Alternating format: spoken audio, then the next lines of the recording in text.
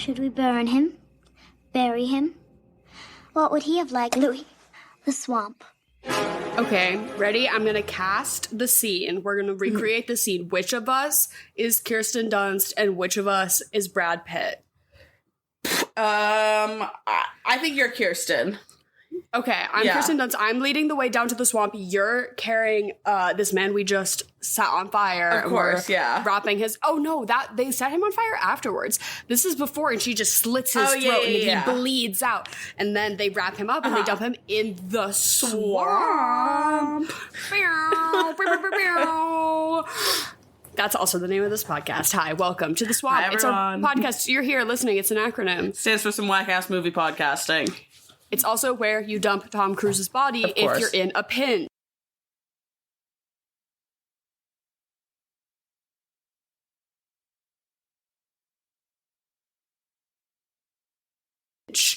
He will find his way back out, though. Tom Cruise, swamp zombie vampire, was really doing it for me. It wasn't on my bingo card. Like, the more haggard he looked as he came back, I was like, wait, this is working. I had never... Okay, I mean, should we just jump right in? Because for me, as someone who has been pretty opposed to Tom Cruise her whole life... This changed my entire perception of him. I'm still really shook up about this. I don't know about you. Yeah, I think I would have been less shook if I hadn't just watched the movie Magnolia, where he also delivered an incredible performance. And I think this and Magnolia, similarly, it's like how the director utilizes Tom Cruise, because he's never not a little bit Tom Cruise. Exactly. He's putting his fruity little Tom Cruise-isms into it. So making him a gay vampire, like a chaotic gay vampire, like that's just fucking genius. Yeah, I feel that's just smart casting, because he was delivering a great performance, and he was really going for it, is what I'll say. And you can't not go for it, which is what Brad Pitt was fucking giving me. Oh my God. He was not going for it. He was afraid to be a little silly and be a little fruity with it, and Tom Cruise wasn't. It's a vampire movie. No, so we have to at least give him his flowers for that. But there were moments where I watched this with Henry, and we would call out, we're like, oh, and that's Tom Cruise. Oh, and that's just Tom Cruise in the room. That's exactly what I wrote, like, in my notes, is like, I mean, it's just an insane performance. And he's, like, I think every role he had, you probably just said this, but every role he has, like, he's always has this element of, I'm Tom Cruise and I'm crazy. And that's just, like, he can't put that away entirely. It's just how much you put on top of it. I guess there was not a lot on top of this, and I thought that really worked. And sometimes he has to cover it up a lot, and I mean, like, when he can really let loose, I've never been blown away by him like this. What's Magnolia about also? Magnolia is about Tom Cruise is like, he's like a pickup artist, and he sells a program like to incels, like how to pick up women. And so he's this like alpha male, like I was just about to say Channing Tatum. Oh my God. What's his name? Andrew Tate. He's like this Andrew Tate. He's like this Andrew Tate like esque guy, or like Joe Rogan esque guy. Yeah. And it's about him, but then it's also about his estranged relationship from his father, who's dying, and who is his father's nurse, Philip Seymour Hoffman. And so then it's all about like all these different people and how they know each other, and then all this crazy, shit happens. But whatever. Tom Cruise, it again is kind of being a little bit himself, but you could tell that whoever was creating this movie, director, casting director, producers, screenwriters, like, knew that they could kind of count on Tom Cruise just showing up and being himself a little bit. So you surround him, right, with the right conditions to make it work for your movie. And that's why I feel like, not to discredit Tom Cruise, but like, yeah, I'll fucking discredit Tom Cruise. I think it's entirely how they decided to, utilize his fucking crazy ass. I guess, I mean, even, because here's the thing, I'm sure you, like me, went through all of the IMDb trivia. Even Anne Rice was like, what the fuck is this? Why have you cast Tom Cruise? Like, I could not think of... She's pissed. And then she actually wrote him a formal apology, having seen the movie, saying, I was so wrong, and, like, endorsed his performance. She took out 7 pages in Variety magazine, I believe it was, to apologize after she saw the first cut, to say, like, I want to roll back, which trash talking your own movie to begin with, it like publicly is a whack decision. But I kind of love it, you though. and Rice speak your truth. And she was like, I just need everyone to know. Yeah, this movie I was fucking wrong, rocks. that this is it. Oh my God. Oh, wait, happy Pride. Oh my God, yeah, by the way, happy Pride. Happy Pride Month, everyone. So we're doing gay vampires because why not? Let's have a little fun. And honestly, I did not know how I thought it was going to be like subtext gay, not like two men necking and moaning and floating in the air. And then they get married and adopt a child together, kind of gay. The Antonio Banderas of it really, like, took me out. Like, I mean, it was all, like, pretty, I mean, yeah, gay, they do get married and adopt a child, really. But, like, I mean, obviously Brad Pitt, like you said, he's giving almost nothing. Tom Cruise put his everything into this role.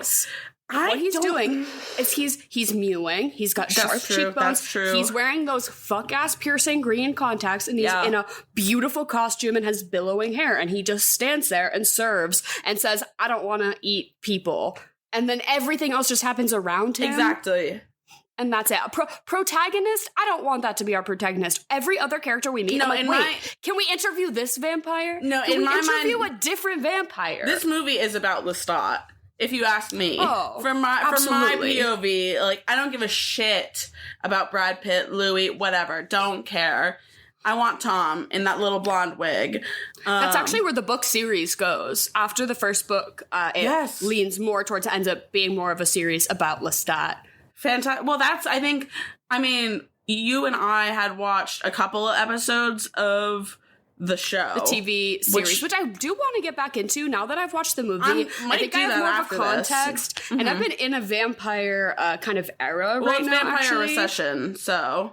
Yes, Vampire Recession. I'm also dungeon mastering a D&D campaign. That's, if you're familiar with it, it's called The Curse of Strahd, and it's a vampire themed. It's about the first vampire and getting trapped in Transylvania and having to, or like, you know, a D&D version of Transylvania and having to take down the original vampire who's like corrupted by these dark forces.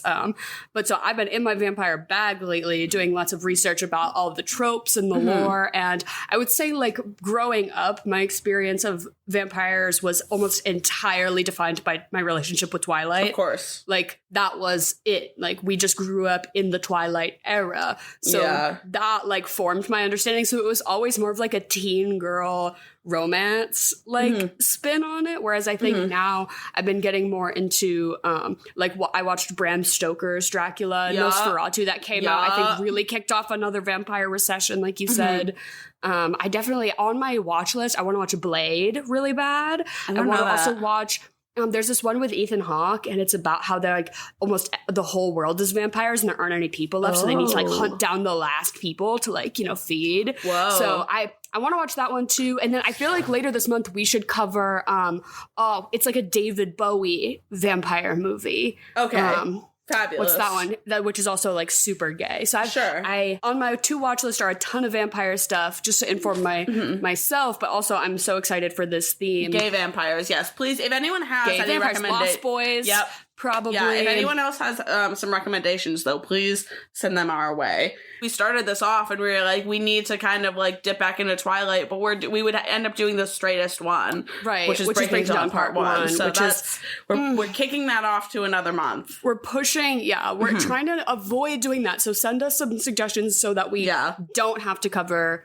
Breaking Dawn Part 1 this month, but maybe we'll have to resort to it. But I wanted to ask, I feel like I did a little research because I was sort of interested about the connection to vampires and like queer identity, because I do feel like vampires always feel really gay to me. And especially after this movie, I was like, I'm just feeling like the gay vampire energy, obviously. So just sort of give a foray into our theme for this month. I mean, there's just some obvious overt symbolism of like this carnal desire that you feel a deep shame for, and you know, with vampirism, and then also like with feeling queer, and then also vampires being like othered from society and having all these things that are different about them, like of course easy for a queer person to, you know, relate. It also feels like very, I mean, like, nightlife wise, especially, like, Yes, going back, I only mean, come not out in at today's day and night. age, but yes, that's the whole thing of, Right. like, gay people could, like, some of the only times, like, it's been safe for gay people to go and be gay people is in clubs at night. In the dark. In the dark, so. Yeah, so there's just, like, a lot of through lines between, like, the whole lore of vampirism and also just, like, the queer experience. But also, like, actual vampire lore and literature and history is rooted in gayness because please tell me more. So before ever Bram Stoker, Irish, I learned. I just assumed he was from Eastern Europe, but he's from Ireland, That and he makes wrote so much sense. Dracula. But before that, vampires have always been a thing that's, like, in folklore, in myths. Like, there's really no definitive way to track back, like, nobody came up with this idea of vampirism. It's like a cultural version, that sort of then manifested into what we now know today, but is entirely informed by all those different cultural tropes. But one of the first pieces of literature came out before Dracula was this poem about these two sailors, these two male sailors who were gay lovers, and then one of them dies at sea and then comes back to his lover to feast on his blood to regain life force. And that's like one of the first ideations of vampirism in literature that we know of. And it's about gay sea men. So cool. And then okay, that's awesome. Subsequently, Carmilla was also like the OG vampire. She came before Dracula, and Why do I know nothing about who this is? Yeah, there's a movie which we should probably cover later this month, but Carmilla, it was this book, and it was about this lady vampire of the night, and she takes a young woman into her estate, and she seduces her and feasts on her, and they have this entanglement. It's almost like kind of Carol coded a little bit. I've found. Don't tell me there's a fucking vampire Carol floating out there that I haven't seen. Oh Carmilla. My god. So that's also, it was also used, generally the gayness of it all was used as a part of the, like, way to other the vampire as a dangerous creature. Of course. Which on the whole is obviously a negative thing. Like, and also they'll be gay and suck your blood. Shouldn't you be terrified?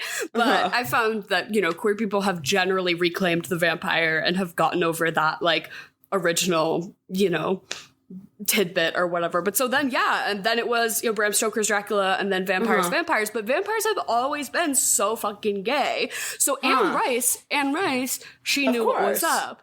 But then also, what was, like, your history with this movie? Had you ever seen it before? Never seen it before. No, I had knew about it, of course, but I feel like I am just chronically online, so I knew and heard more about the TV show that's been out and about in the world. Yeah, but I didn't really know too much about this. I knew the Kirsten Dunst scene where she cuts her hair and that, but after that, I didn't know, like, shit. What about you? I also didn't even know the level of gay that this movie was about to deliver to me. No, I thought it was about to be, like, really, like, subtextual, like you said earlier. Yeah. I was like, Tom Cruise was in it? Yeah. Yes, and I knew that course. it was Kirsten Dunst's, like, breakthrough performance. I think she was 11 when they filmed this, so that's like wild that she has just always been that fucking bitch. Like, she served. It was one of those ones that, like, her parents didn't even let her watch it when it came out. They're like, yeah, this will be too scary for her because she is fully 11 years old.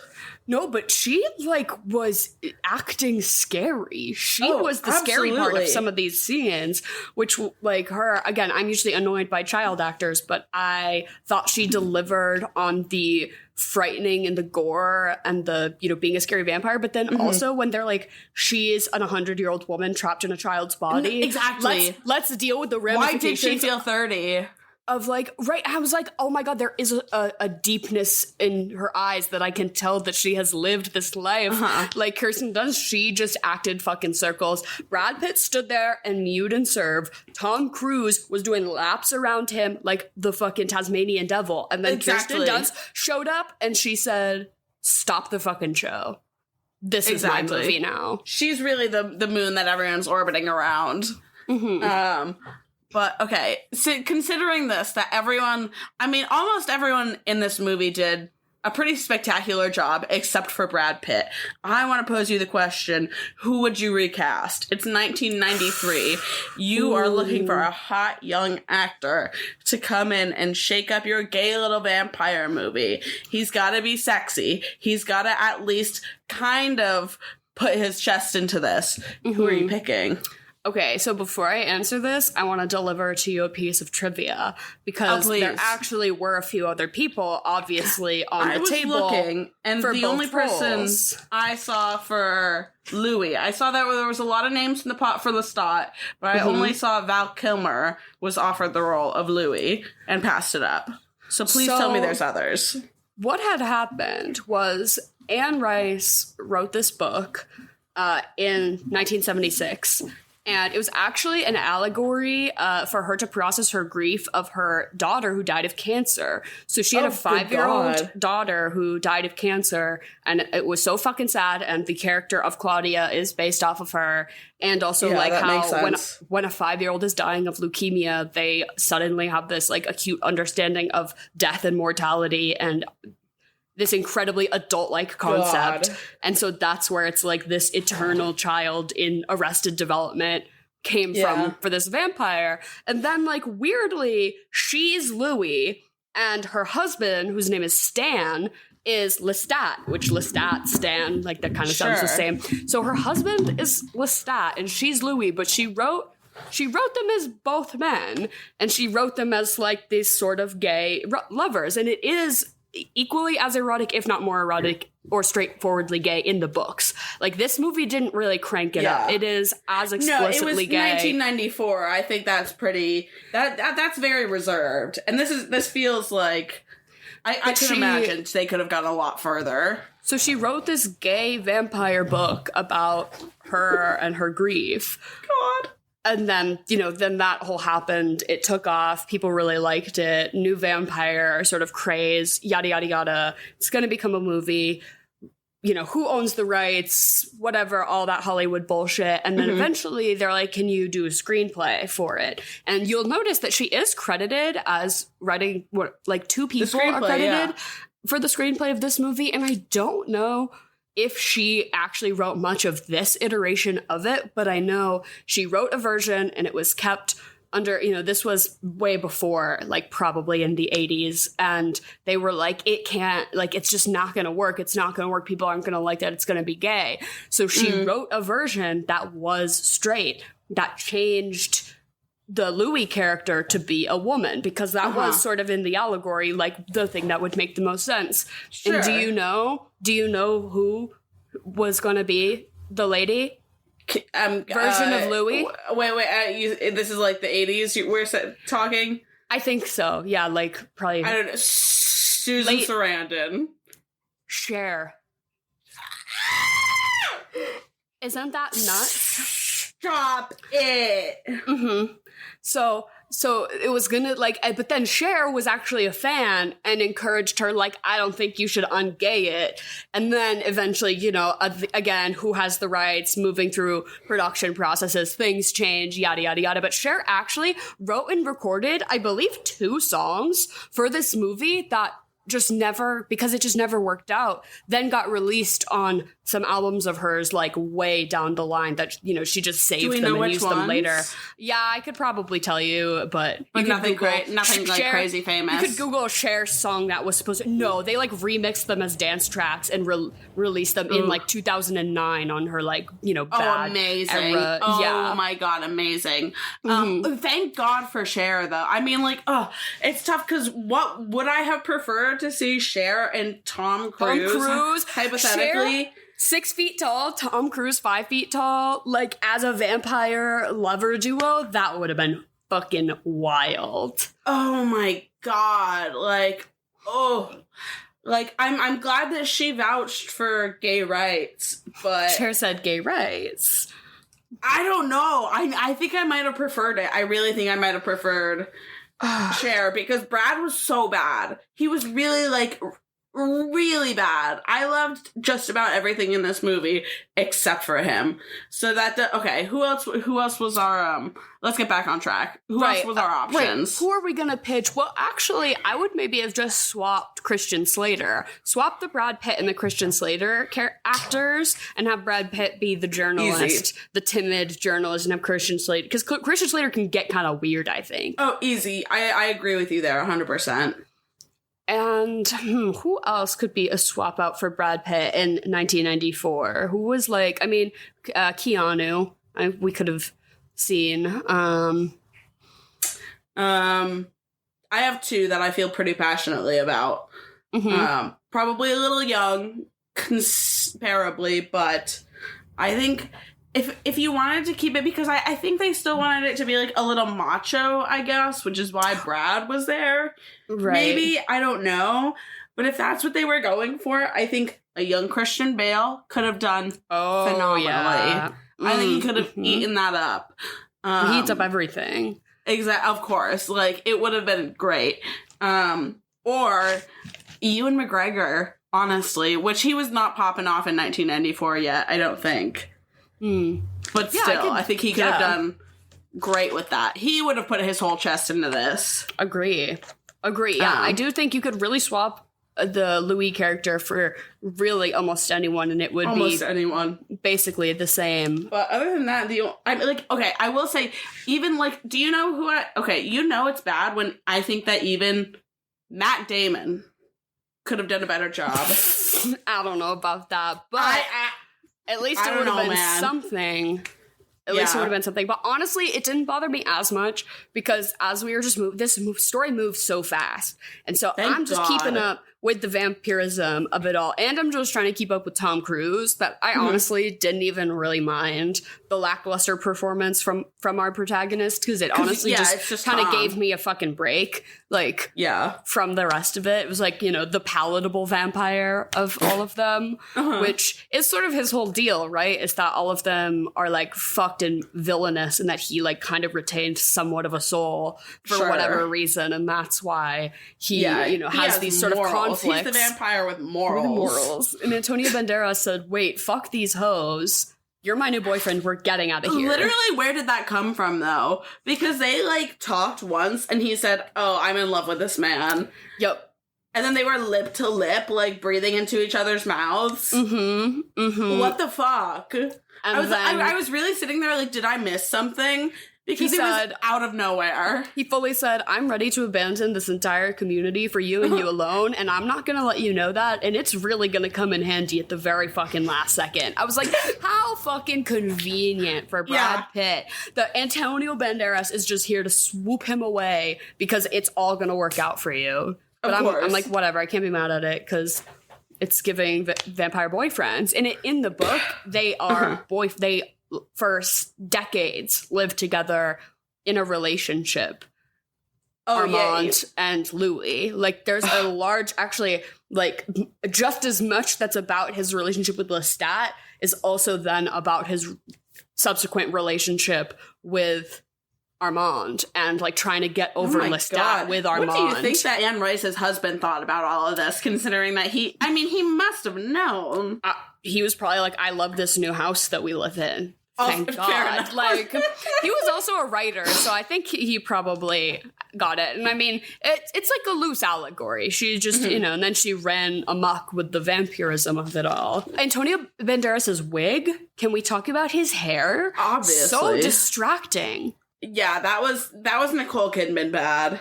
What was going on? I was like, I just want to talk, because I thought that the hair and makeup and costuming overall was fucking spectacular in this movie. It was great. The blue veins on their face. Do you know how they did that? Oh, that they hung them upside down? Did you read that? That trivia? That shit's crazy. Honestly, Brad Pitt's performance makes sense, because he also did not want to do this movie once he started it. He was like, this is painful. I hate the contacts. I hate doing this. I hate being on a dark set. I don't want to do this. And he looked for a way out, and he couldn't get out of it. Yeah, he asked the director, and the director said, you can pay me $4 million and we'll stop production and you can leave. But that's for reshoots. And he's like, okay, well, I can't do that because he wasn't Brad Pitt yet. This was actually probably one of his like more like up and coming kind of roles. Yeah. But this, so it does really make sense. It all aligns. This movie had a budget of $60 million, and I do believe that 10 of those 60 went to Tom Cruise. Isn't that crazy? Just to be in it? Yeah, his salary was God. 10 million of the 60 budget. But actually, this was like his hottest moment, right? The reason that this movie was able to retain its gayness and actually had such a fucking huge budget is all because of David Geffen. He's one of the founders of DreamWorks, the animation studio of DreamWorks, specifically the studio that made Shrek. You know, he was very instrumental in the early days. He also founded the record label that signed Crosby, Stills, Nash and Young, Bob Dylan, Joni Mitchell. It was all the like California folk musicians of the day. He found that record label and then he moved on into the entertainment business. And he, with Steven Spielberg, founded DreamWorks like animation studios, and he's a gay man. Why the fuck did I not know that? He's a billionaire. He is one of, I think he's maybe the richest gay person, like the only gay billionaire, something like that. Honestly, I don't know. Fuck yeah. No, I mean, fuck billionaires, but... fuck billionaires, but if there's gotta be one. But David Geffen also actually dated Cher, like, as a beard situation. For, I'm sure. Like years, I think. Shocking. Shocking. But he was the producer of this movie. So that's why it got a huge budget, and that's why he didn't care that there was some homoeroticism to it because he, was a gay man. So that's pretty cool. This was sort of allowed to be a somewhat uncompromised version of Anne Rice's Vision. And I do believe that the show is even more uncompromising. And from what we watched of it, they directly present the vampire, two main characters as gay, as like they fucking... have penetrative... they show penetrative sex between two male vampires in the show. It's like, hell yeah. Yeah. The floating butt fucking was really awesome, honestly, I will say. I think I'm going to try and jump back into it, honestly, because I do love Jacob Anderson, who plays Lestat in the show. I love if we want to get into Louis in the show. Jesus, Louis. And I think the guy they got to play Lestat is also impeccable casting. He definitely has that presence to him. And because here's the thing: as much as this movie is unhinged and great, I am not personally turned on by this movie. Tom Cruise, I think was fabulous. I still find it all wholly unsexy. The show, oh my god. Oh my god. Hot. I feel like the show, from my observation, also handles the issue of race much better. Obviously, not just because they race bent the main character, but because this movie does deal with slavery in a time period, and it does not up right on Brad Pitt on the plantation. He said, I own slaves. That's maybe the fourth line in the movie. Right, as him being like, here's the deal, here's the plantation. And that can all be fine, but we have to address, like, that it's happening. And also, for me personally, I'm gonna need that character to show me a little remorse.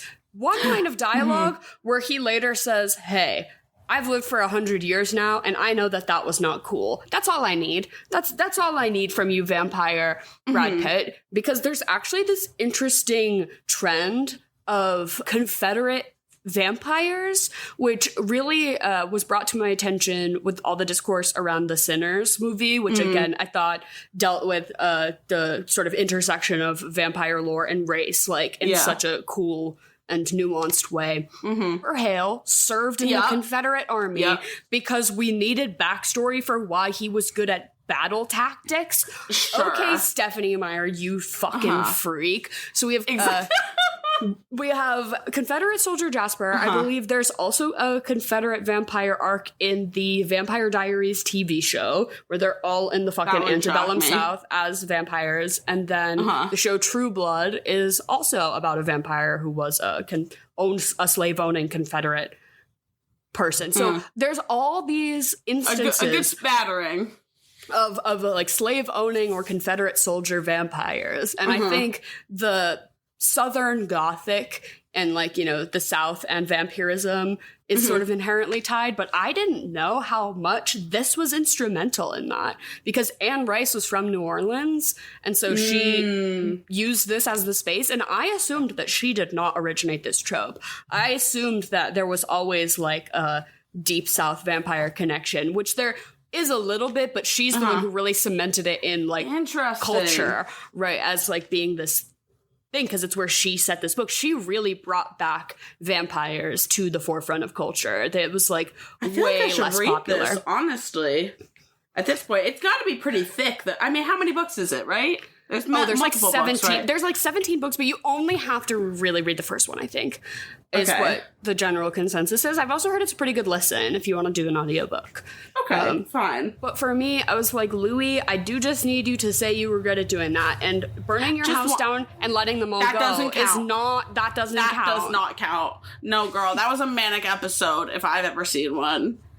Doesn't count. Relatable, though. I did say this is me after one minor inconvenience as soon as he started lighting the curtains on fire. So No, exactly. I did understand that. But the way this movie deals with race is not super great. It does take place in New Orleans, and he is a slave-owning plantation owner. So it's like, we're not just going to ignore that. But he, like, has this relationship with this one slave played by Thandie Newton, who's like his house servant, and she's like the first person he actually kills, and like then he feels all this remorse about it.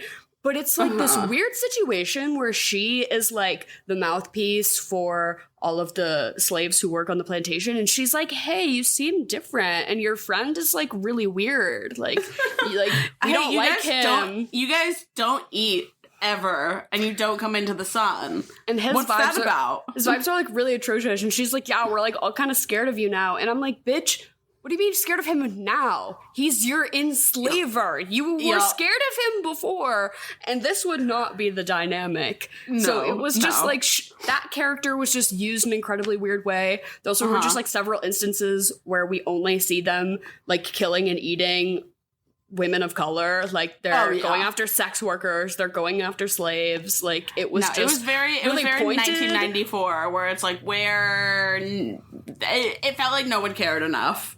Well, it was honestly. Like, we could do a little montage where we show Tom Cruise killing like a bunch of different people, because he said like, oh, I'm non-discriminatory in my feeding, I just pick people. But it's like, you do seem to only kill black women though, and then that one rich white woman that one time and her like boy toy. Exactly. What's that about? Non-discriminatory. It seems like you're preying on a vulnerable part of the community because you don't think people will notice when they're gone, which is a thing that's there and present. But I'm like, we need to address that a little bit more if you're going to bring it up in your fucking movie, okay? Have him say that he regrets the slaves so we can relate to him as a character, because that's really putting up a wall for me. I mean, Brad Pitt, I couldn't do anything with him, so... Right, yeah.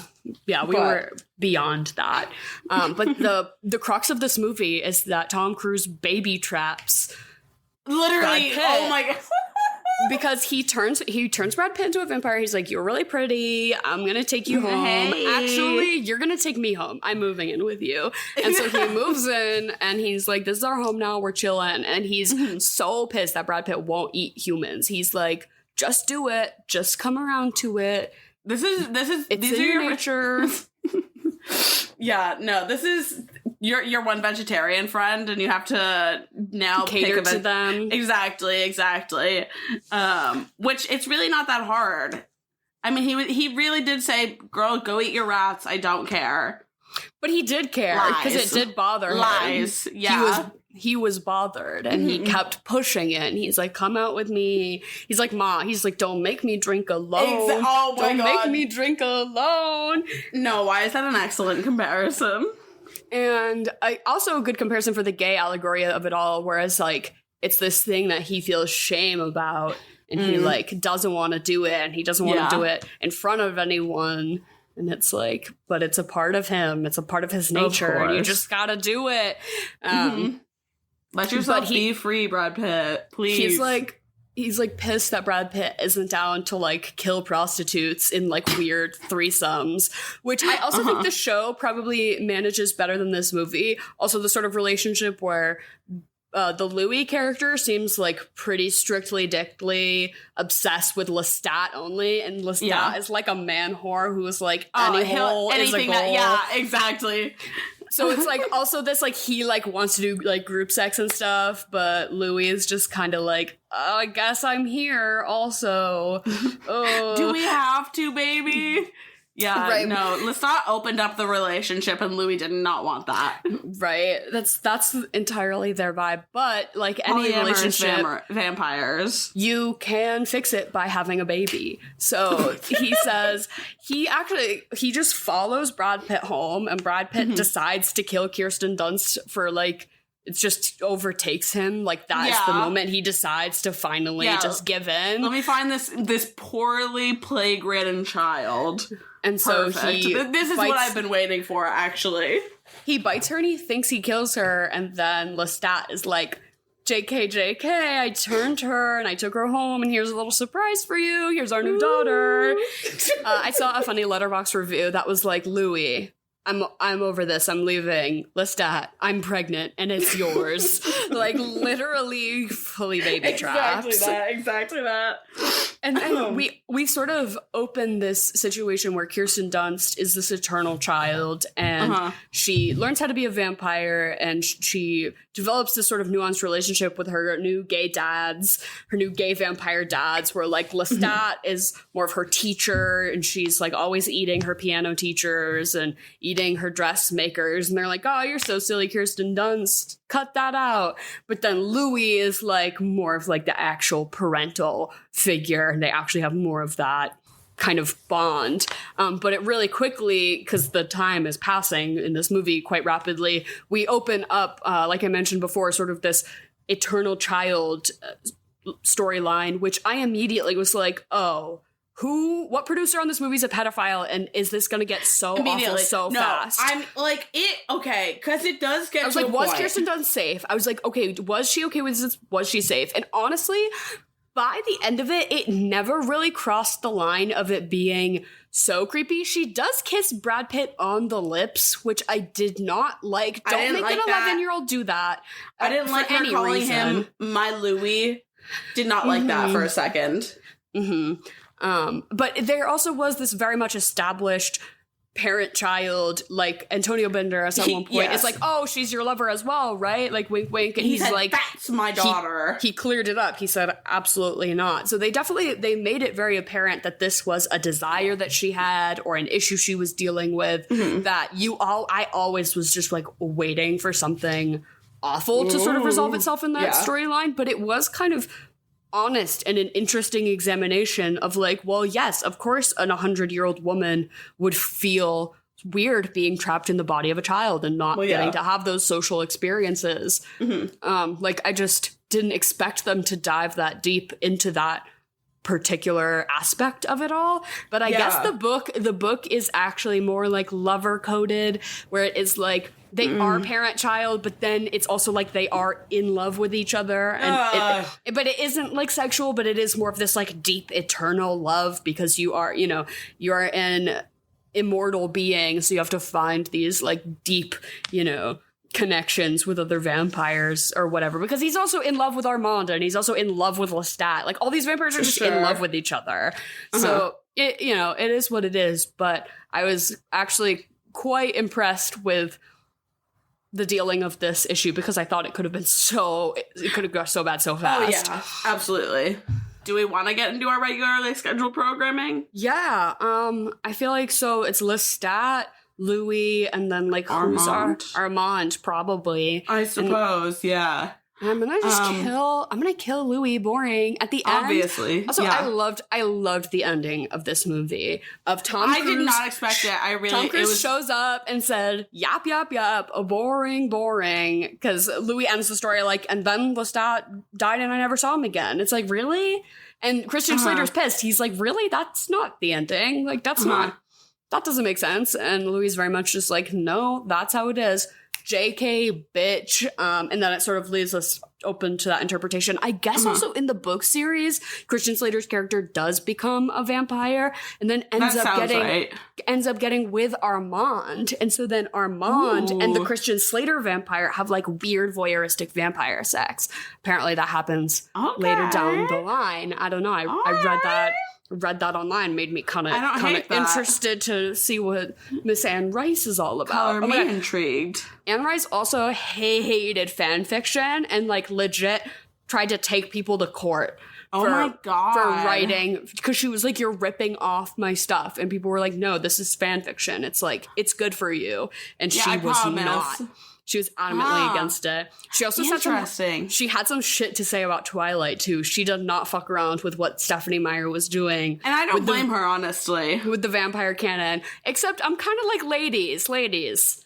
We're all just trying to do horny vampire shit, all right? Also like, fair. Also respect. True. Don't hate the player, hate the game, and we're playing the same game, so... It's just, I mean, Anne, I think, is such a heavy hitter, probably, comparatively. Like, I mean, looking at Stephanie's, she's probably gotta be like, what a fucking joke. And I can't say I blame her. She actually passed away, like, not that long ago, in the 2020s, I think, because she had involvement with the TV series in the very early stages of it, not until it came out. Like, she passed away before then. I think her son is still involved, though, on the TV show, which is pretty cool. Her son is also gay. That's also one of the reasons why she was pretty adamant about not changing anything. Because she's like, don't be homophobic. She's like, first of all, this is my stand-in, you know, self-insert grief fan fiction, so to speak. So don't tell me what to do, but also don't be a homophobe. Like, the vampires can be gay. Yeah. She's like, if my son can be gay, the vampires can be gay. Exactly. So fuck, marry, kill for the whole movie. Is anyone like really doing it for me? I mean, not really, honestly. Like, unfortunately, Tom is the most exciting person in this movie, and I don't want to marry him. He's Do you know who kind of tickled me? The first vampire he meets, the one who does the silly little tricks before he links up with his name. I don't know. What's his name? Santiago. I thought that was Christopher Waltz for a minute. I could see that. I also felt like I recognized this actor, but then I didn't really. Not a clue. I think he was in V for Vendetta, but I didn't really clock that. That was an IMDb pull. But I feel like he had with you there, though. A jovial nature. I also was obsessed with the concept of the vampire like theater. And Kristen Dunst being like, this is so avant-garde, like vampires pretending to be humans, pretending to be vampires, actually doing live human sacrifices in front of a theater of people. Like, not a bad gig. So funny. This movie, like 9,000 things happen in this movie. Yeah, but like, do you know what I mean? Like, it feels, it's not horny. Like, no one is sticking out to me in the slightest. I guess, yeah. I guess because it is majorly about the main two. So it's like, if neither of them are doing it for you, that sort of I'm killing Louis. It neuters the whole thing. Yeah, I'm gonna kill Louis. I think I'd fuck Lestat, and then I guess Armand, Mary. We can live in the crypts together. That's fine. Yeah, Mary. Mary Lestat, kill Louis, fuck Armand. And even like anyone like outside of that, I don't even have an opinion on. So it's kind of meh. So if you're hosting a little soiree, you're going to watch interview with... I really wanted to... I got Mandela affected because I really thought it was interview with a vampire. Interview with a vampire. Interview with a vampire. Interview with a vampire. Interview with the vampire. It's the vampire, which to me doesn't check because he's not the vampire. There are plenty of vampires. There's only Brad Pitt. You're not the interview vampire. With a vampire. Also, if anyone is the vampire, it's not fucking you, bro. No. But interview with a vampire. Agreed. But you're having your party. Now. what are you going to eat and drink? I think you should obviously, if you can manage to have a crawfish boil and just dump that shit out on your coffee table, because we're in Louisiana, bitch. But I do think for like a vampire movie, all the blood and the piercing and the sucking and the undulating and the blood noises is like, you kind of want something comforting to eat during that because it's kind of icky. It's a bit much, yeah. And to keep with our New Orleans setting, I think you should have some gumbo or like some jambalaya, just like a hearty rice dish, nice carbs, good seasoning, getting the vibe. And then I like the sound of that.